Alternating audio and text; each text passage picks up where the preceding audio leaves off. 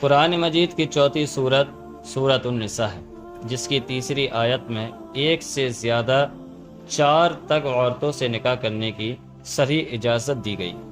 ارشاد باری تعالی ہے فَانْكِحُوا مَا طَابَ لَكُم مِّنَ النِّسَاءِ مَثْنَىٰ وَثُلَاثَ وَرُبَاعَ فَإِنْ خِفْتُمْ أَلَّا تَعْدِلُوا فَوَاحِدَةً، جو عورتیں تمہیں پسند ہوں ان میں سے 2 3 4 سے نکاح تو کر ہی سکتے، اور اگر تمہیں اندیشہ ہو کہ عدل نہیں کر سکو گے، یعنی انصاف نہیں کر سکو گے، تو پھر ایک ہی پر بس کرو، یعنی بس ایک ہی رہنے دو۔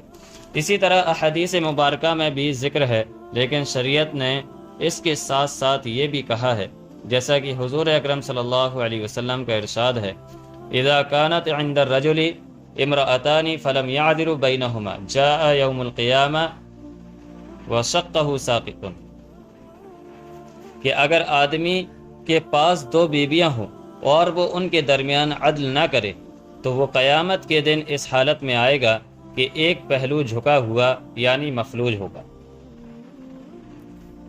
اس حدیث سے پتہ چلتا ہے کہ عدل کو تمام چیزوں میں، یعنی انصاف کو تمام چیزوں میں فوقیت دی گئی ہے، اور عدل نہ کرنے والے تو ایک بیوی پر بھی عدل نہیں کرتے، یعنی حقوق ادا نہیں کرتے۔ امام احمد بن حنبل رحمۃ اللہ علیہ فرماتے ہیں نکاح کے بغیر زندگی کے اسلام میں کوئی تصور نہیں۔ علامہ ابن جوزی رحمۃ اللہ علیہ فرماتے ہیں کہ کثرت سے نکاح کرنے والے قابل تعریف ہیں۔ علامہ ابن قیم رحمۃ اللہ علیہ فرماتے ہیں کہ عورتوں سے محبت یعنی کثرت نکاح کا شوق انسان کے کامل ہونے کی علامت ہے۔ حضرت عبداللہ ابن عباس رضی اللہ عنہما فرماتے ہیں کہ اس امت میں سب سے بہترین بیویاں زیادہ ہیں۔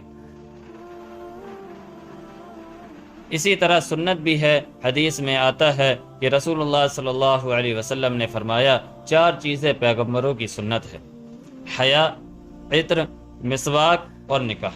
چنانچہ اللہ تعالیٰ نے مرد کے اندر عورت کی محبت ڈال دی ہے۔ قرآن میں اللہ تعالیٰ کا ارشاد ہے زُيِّنَ لِلنَّاسِ حُبُّ الشَّهَوَاتِ مِنَ النِّسَاءِ وَالْبَنِينَ وَالْقَنَاطِرِ الْمُقَنطَرَةِ مِنَ الذَّهَبِ وَالْفِضَّةِ وَالْخَيْلِ الْمُسَوَّمَةِ وَالْأَنْعَامِ وَالْحَرْثِ ذَلِكَ مَتَاعُ الْحَيَاةِ الدُّنْيَا وَاللَّهُ عِندَهُ حُسْنُ الْمَآبِ۔ مرغوب چیزوں کی محبت لوگوں کے لیے مزین کر دی گئی ہے، جیسے عورتیں اور بیٹے اور سونے اور چاندی کے جمع کیے ہوئے خزانے اور نشاندار گھوڑے اور چوپائے اور کھیتی۔ یہ دنیا کی زندگی کا سامان ہے، اور لوٹنے کا اچھا ٹھکانہ تو اللہ تعالیٰ ہی کے پاس ہے۔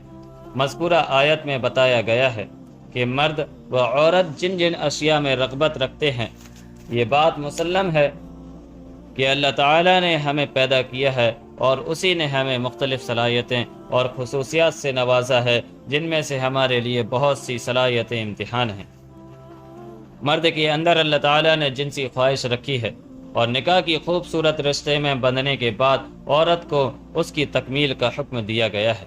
چنانچہ حضرت ابو ہریرہ رضی اللہ عنہ سے روایت ہے کہ نبی کریم صلی اللہ علیہ وسلم نے فرمایا کہ جب شوہر اپنی بیوی کو اپنے بستر پر بلائے اور وہ آنے سے ناراضگی کی وجہ سے انکار کر دے تو فرشتے صبح تک اس پر لعنت بھیجتے ہیں۔